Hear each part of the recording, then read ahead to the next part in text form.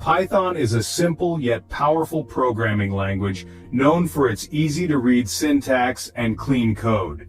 It is widely used in web development, data science, machine learning, automation, and many other fields. Why Python is so important?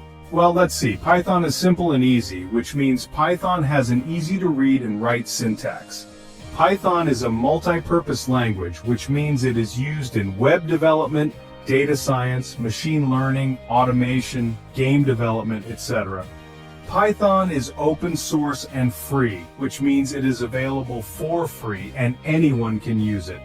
Python has cross-platform support, which means it works on Windows, Mac, Linux, and even mobile devices. Python has large library support, which means it comes with many built-in libraries that make coding easier. Python is object-oriented and interpreted, which means it runs code directly without the need for compilation. Python has huge community support, which means a large community of Python users is available for help and learning. Subscribe for more tutorials and leave your questions in the comments below.